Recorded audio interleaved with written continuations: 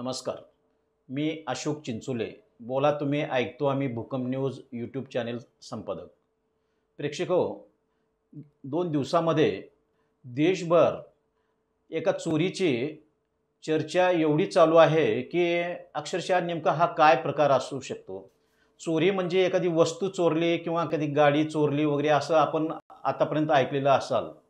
पण काँग्रेसचे प्रमुख आणि लोकसभेतील विरोधी पक्षनेते असलेले राहुल गांधी यांनी नुकतीच दिल्लीमध्ये 25 पक्षांच्या 50 नेत्याच्या समोर एखाद्या प्राध्यापकाने समजावून सांगावं अशा पद्धतीनं एक बैठक घेऊन त्यांनी देशामध्ये नुकत्याच पार पडलेल्या निवडणुकीमध्ये मताची चोरी झाली असा एक गंभीर आरोप केला आहे. तर हे सगळे प्रश्न जे आहेत ना, असं का होऊ शकतंय, मताची चोरी अशी कोण करू शकतंय, करता येतंय का, अशी एक चर्चा चालू आहे. आणि या संदर्भात आपल्या चॅनेलच्या वतीनं असं एक विचार आला की नेमकं काय आहे हा प्रकार हे समजून घ्यावं. त्यासाठी ॲडव्होकेट व्यंकटराव बेदरे उपस्थित आहेत. बेदरे साहेब असे एक व्यक्तिमत्व आहेत की ती निवडणुकीच्या संदर्भात जे याचिका वगैरे दाखल आहेत त्या संदर्भात त्यांनी अभ्यास केलेला आहे आणि केसेस लढलेले आहेत. असे बेदरे साहेब यांच्यासोबत आपण चर्चा करीत आहोत. नमस्कार बेदरे साहेब. नमस्कार. एक प्रश्न नेहमी असं पडतोय की सध्या राहुल गांधी असं म्हणतात की मोदी आणि शहा यांनी अर्थात भाजपाने मताची चोरी केली आणि या निवडणुका जिंकल्या. खरं म्हणजे त्यांच्या राजकीय आरोपाबद्दलचा खुलासा तर संबंधित पक्षाचे जे वरिष्ठ नेते आहेत भाजपचे ते करतील. त्यांचा जो मुख्य मुद्दा आहे की निवडणूक आयोगाने निवडणुकीच्या निकालानंतर मताच्या वाढीसंदर्भात त्यांना उत्तर द्यावं, खुलासा करावा. 40 लाख मतं कसं वाढली किंवा लोकसभेमध्ये आम्ही एवढ्या मोठ्या फरकाने निवडून आलो आणि लगेच महाराष्ट्रामध्ये विधानसभेमध्ये महायुतीच्या सरकारला समर्थन कसं मिळालं आणि त्यामध्ये मतदार यादीमध्ये मतदानामध्ये गडबड झाली, हा त्यांचा जो आक्षेप आहे तो मुळातच घटनेच्या तरतुदीच्या विरुद्ध आहे, असंवैधानिक आहे. त्याचं कारण असं आहे की घटनेच्या तरतुदीनुसार 2 आपल्याकडं लोकप्रतिनिधी कायदे उपलब्ध आहेत. एक आहे लोकप्रतिनिधित्व कायदा 1951, ज्याच्या अंतर्गत आमदार, खासदार, पदाधिकारी, राष्ट्रपती, पंतप्रधान, मुख्यमंत्री यांच्या निवडणुका होतात. आणि दुसरा आहे लोकप्रतिनिधी कायदा 1950, ज्याच्या अंतर्गत संपूर्ण देशाची मतदार यादी तयार करण्याची जबाबदारी त्या अधिकाऱ्यावरती दिलेली आहे. या खुलाशाच्या नंतर मी असं नमूद करू इच्छितो की या सर्व घटना तरतुदी निवडणूक कायद्यांच्या अंतर्गत या सगळ्या बाबीचा विचार केल्यानंतर एकदा निवडणुकीचा निकाल जाहीर झाल्यानंतर मग तो लोकसभेचा असेल, तो विधानसभेचा असेल, तो स्थानिक स्वराज्य संस्थेचा असेल, निवडणूक आयोगाला तो राष्ट्रीय आहे का राज्याचा आहे कोणताही अधिकार निवडणुकीच्या निकालाबद्दल बोलण्याचा, बदल करण्याचा, ठरवण्याचा राहत नाही आणि ते त्यांच्या कार्यकक्षेच्या ज्युरिडिक्शनच्या बाहेर आहे. त्यामुळं निवडणूक आयोगालाच प्रश्न विचारणं, तुम्ही चूक केली का असं विचारणं म्हणजे हा सामान्यतः सत्तेच्या अपयशामुळं विचारला गेलेला प्रश्न आहे असं मला वाटतं. आणि त्यामुळं मग आपण प्रश्न विचारला की चोरी झाली का, तर या संबंधामध्ये चौकशी करण्याचे सगळे अधिकार भारतीय राज्यघटनेप्रमाणे खासदारकीच्या, आमदारकीच्या निवडणुकीच्या संबंधामध्ये भ्रष्ट मार्गाचा अवलंब झाला असेल तर निवडणूक याचिकेशिवाय त्याची चौकशी होऊ शकत नाही. आणि तो जर त्या भ्रष्ट मार्गामध्ये चोरीमध्ये झाला असेल तर उच्च न्यायालयाला ती निवडणूक रद्द करण्याचा सगळा अधिकार आहे.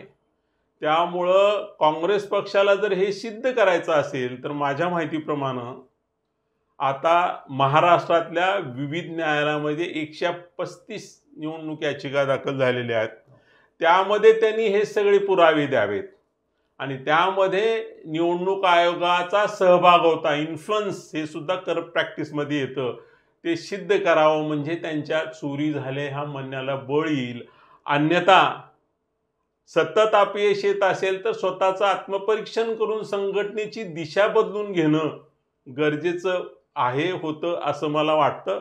आणि या आरोपामध्ये कायदेशीरदृष्ट्या काही तथ्य आणि अर्थ आहे असं मला वाटत नाही. नाही, या चोरीमध्ये भाजपासोबत निवडणूक आयोग हे सहभागी आहे अशा अर्थानं राहुल गांधी यांचे आरोप आहेत. त्यांनी ते कर्नाटकामध्ये बेंगलोरमध्ये असं सांगितलं की एका मतदारसंघात 1.5 लाख मतं बोगस झाले किंवा डबल झाले. आणि त्यांनी असे निदर्शनास आणून दिलेलं आहे की एका 10x10च्या रूममध्ये 80 मतदार वेगवेगळ्या कुटुंबातले राहतात.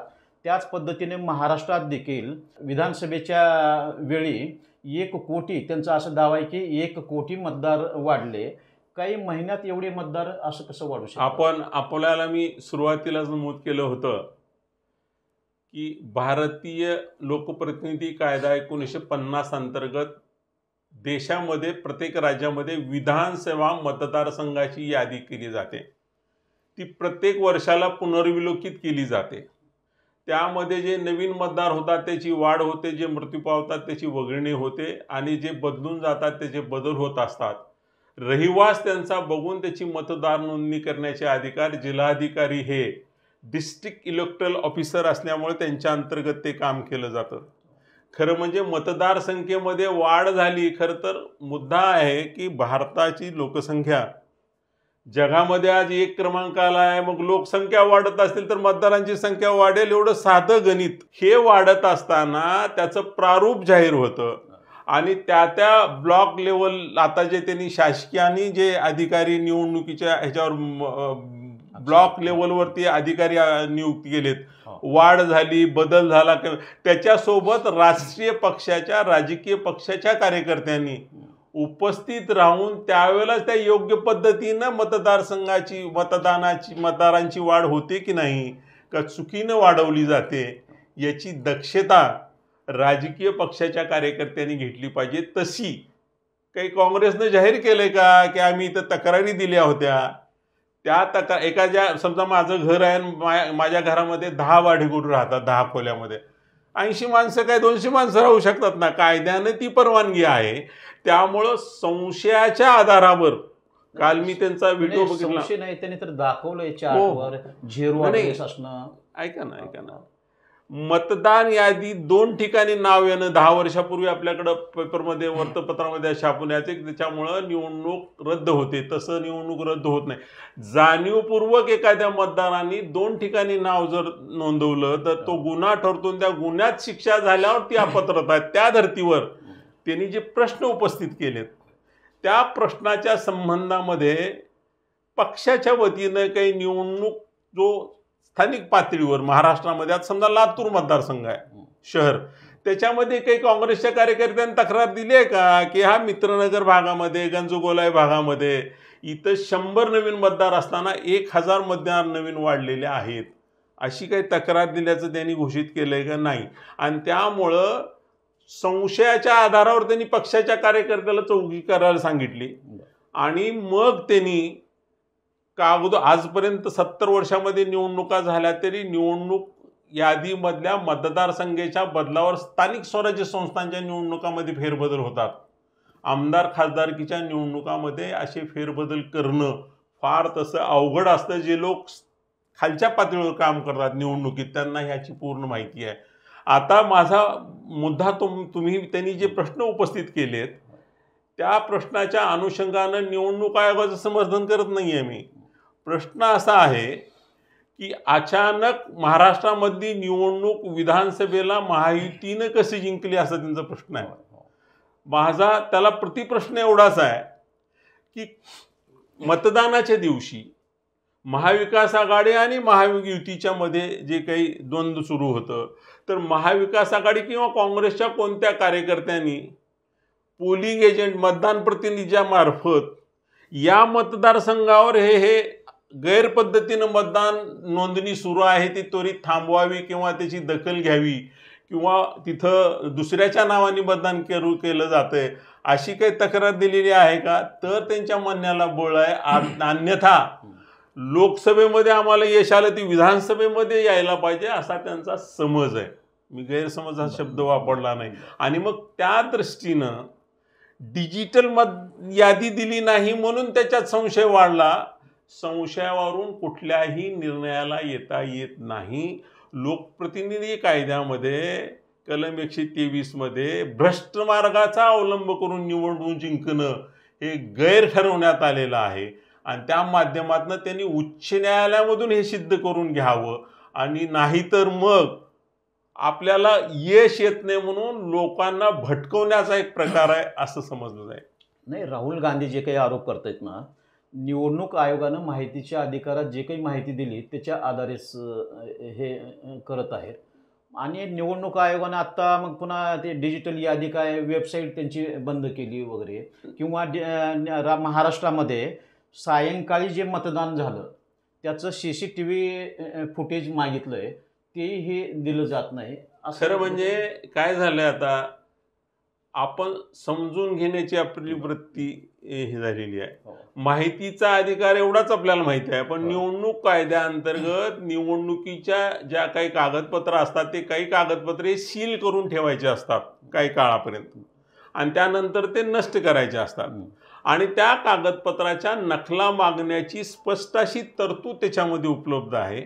आता एकीकडे जर ते म्हणत असतील आम्हाला दिलं नाही, दुसरीकडे जर त्यांना माहितीच्या अधिकाराचं ती माहिती दिली असेल तर त्यांचा संशय निघून जायला पाहिजे. मुद्दा नंबर 1.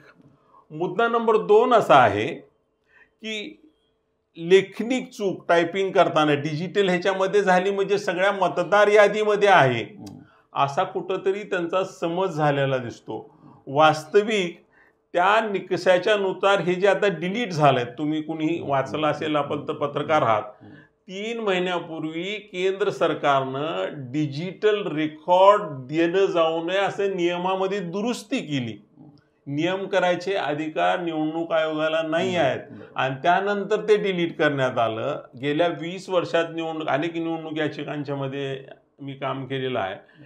गेल्या 20 वर्षात आता उच्च न्यायालयामध्ये जाऊन निवडणूक याचिकेच्या अंतर्गत आपल्याला काही न्याय मिळेल असं लोकांना वाटत नाही. न्यायालयीन प्रक्रिया विलंबानं होत्या म्हणून तिथं जात नाही. त्यामुळं आता त्यावरती सर्वोच्च न्यायालय, उच्च न्यायालयाचे नवीन तत्व कायद्याचे उपलब्ध नाही आहेत.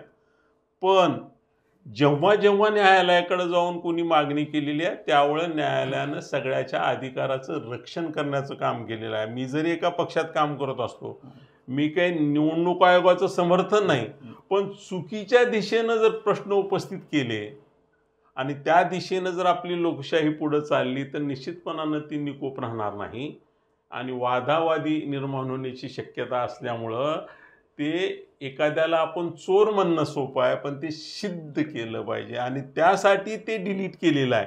ते काही तुम्हाला मिळू नये किंवा तुम्ही जाऊन ते सिद्ध करून, तुम्ही आता ऑलरेडी 45 दिवसाच्या उच्च न्यायालयात याचिका दाखल, रीट सुद्धा होत नाही, निवडणूक याचिका 135 झाल्या असतील तर त्यामध्ये हे सगळे कागदपत्र तुम्ही घातलेच असतील आणि मग निवडणूक अधिकाऱ्याच्या संमतीनं थोड्या वेळ असं गृहीत धरू की तिथे 100 मतदान वाढवले, मग तुमचा पोलिंग एजंटने का ऑब्जेक्शन घेतलं नाही की इथं बूथ कॅप्चरिंग होते म्हणून. हे अनेक मुद्दे असल्यामुळं त्याचे निर्णय उच्च न्यायालयातच झाले पाहिजेत.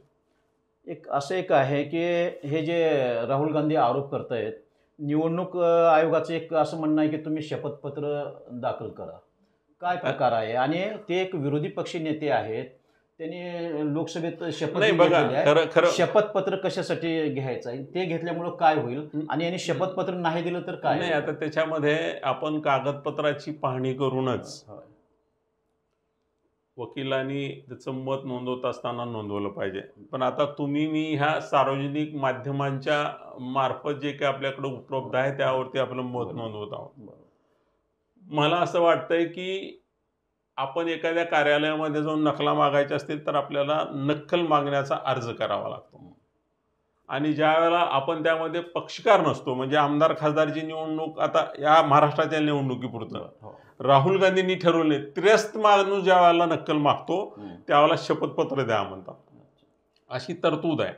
आणि ते शपथपत्र दिल्यानंतर त्याच्यापासून माघारी जाता येत नाही. ते जर चुकीचं निघालं तर उद्या त्या अधिकाऱ्यांना किंवा त्या स्वायत्त संस्थेला कारवाई करण्याचा अधिकार असतो. म्हणून कदाचित निवडणूक आयोगानं ते शपथपत्र मागितलं असेल, तुम्ही प्रश्न जो विचारला त्याचं सुंदर उत्तर आहे की आपण जी व्यवस्था स्वीकारली लोकशाहीची, कायद्याच्या राज्याची, लोकशाही म्हणजे निवडून येणे इथपर्यंत मर्यादित आपण त्याला केलेलं आहे. देशाचे मान्य पंतप्रधान असले, राज्याचे मुख्यमंत्री असले तरी सगळेच अधिकार त्यांना बहाल नाहीत. आणि राहुलजी विरोधी पक्षनेते असले ते सगळेच अधिकार त्यांना बहाल नाहीत. ते त्यांचं पद आहे, त्या पदाच्यामुळं कायदेशीर तरतुदीला ओलांडून जाऊन त्यांना किंवा तुम्हाला मला काही करता येत नाही आहे. फक्त त्यांच्या म्हणण्यामुळं देशामध्ये आज ही चर्चा होतीये आणि त्या चर्चेमध्ये लोकांनी सुद्धा आपले अधिकार समजून घ्यायचे.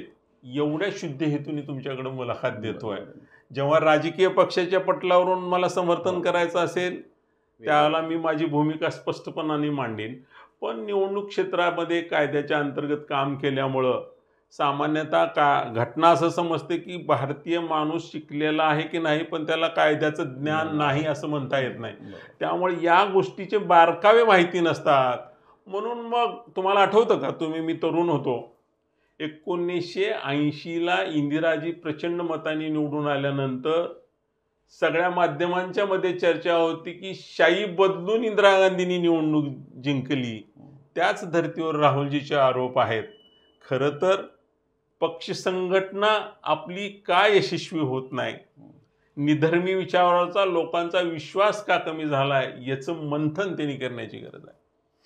नाही, आता आम्ही समजतो देशामधले अनेक आता वाचण्यात आलेलं की घटनातज्ञ असणारे काही व्यक्ती, राजकीय पक्षातले बरेचसे मोठे व्यक्ती आणि अनेक पत्रकार देखील असं म्हणतायत की राहुल गांधी हे आरोप करतायतच, तर चौकशी करायला काय हरकत आहे? कुणी करायची चौकशी? आता म्हणजे निवडणूक आयोगाने स्वतःची चौकशी करायची. मानवी मन असं आहे, स्वतःची चौकशी माणूस चूक कबूल करत नाही ना. आता उद्या निवडणूक आयोगाने चौकशी केली, निवडणूक आयोग काय म्हणेल का आमच्या हातून चूक झाली म्हणून? नाही, सुप्रीम कोर्ट आहे का? स्वतःहून सुप्रीम कोर्ट, तेच सांगितलं सुप्रीम कोर्टाला अधिकार नाही, उच्च न्यायालयाला ते अधिकार आहेत. आणि म्हणून मी सुरुवातीला असं म्हणलं की एखाद्या निवडणूक याचिकेमध्ये तुम्ही हे जर सिद्ध केलं, तुमचं म्हणणं स्पष्ट होईल, लोक तुम्हाला समर्थन देतील, तुमच्या हातात. न्यायालयामध्ये ना सोमोटो दाखल करून घेतलं, इलेक्शन पिटिशन सोमोटो करता येत नसतं. ते अधिकार सर्वोच्च न्यायालय. तुम्ही उदाहरणार्थ एक साधं उदाहरण देतो. आपण दोघं मित्र आहोत तर मी न्यायाधीश आहे. मी रस्त्याने जाताना माझ्या समोर आपल्या कुण्या मित्राने एखाद्याचा खून केला तर मला त्याला शिक्षा देता येत नाही, मी न्यायाधीश राहत नाही, मी साक्षीदार होतो. त्यामुळं रीट ज्युरिडिक्शन हे वेगळं आहे. कुठल्याही गोष्टीची दखल उच्च न्यायालयाला सुद्धा स्वतःहून घेता येत नाही. सो मोटो हा प्रकार निवडणूक इलेक्शन पिटिशनमध्ये, निवडणूक याचिकेमध्ये नसतो. आणि त्यामुळं हे सगळी मांडणी जे कोणी कायद्याची जाणकार आहेत त्यांनी ती स्पष्ट केली पाहिजे. मग आता नेमकं काय होईल? आता राहुल गांधी हा आरोप करतायत, भाजपवाले वेगळ्या पद्धतीने वैयक्तिक स्वरूपात त्यांच्यावर टीका करते आहे, निवडणूक आयोगाने काहीतरी नाही. आता कसं आहे, तर एक लोकशाहीमध्ये मतदान हे विश्वासार्ह आहे आणि ज्याच्यावर हे आधारून लोकशाही आहे सगळं, तर या विश्वासाचं काय करायचं? नाही, आपल्याला आणखीन एक मुद्दा मी निदर्शनास आणून देऊ इच्छितो की अनेक वर्ष सत्ता बदलली नाही. आपल्या लातूरचंच उदाहरण आहे, तुम्हाला चांगलं आठव, 95ला ज्या वेळेला विलासरावजी राज्याचे मंत्री होते आणि शिवाजीराव निवडणूक लढवली आणि जनता दलाच्या कार्यकर्त्यामध्ये असा हवा पसरली किंवा तिथं निवडणुकीच्या पेट्यामध्ये बदल, रात्रभर ते कार्यकर्ते पहारा देत होते आणि निवडणुकीचा निर्णय त्यांच्यासारखा आला. विरोधी पक्षामध्ये काम करणाऱ्या माणसांनी चिकाटी ठेवून जिथं कुठं भ्रष्ट मार्गाचा अवलंब होतो, जिथं कुठं गैरप्रकार निवडणुकीमध्ये आढळून येतात किंवा जिथं कुठं कोणाचं तर दबाव येण्याचा प्रत्यय अडवण्याचं काम तुम्ही अनेक वर्ष पक्षाचे हित जोपासण्यासाठी केलं आहोत. एखाद्या पक्षाच्यासाठी केलं, एखाद्या उमेदवाराच्यासाठी केलं. तसं सजग होऊन जर ते होत असेल तर त्याला थांबवलं पाहिजे.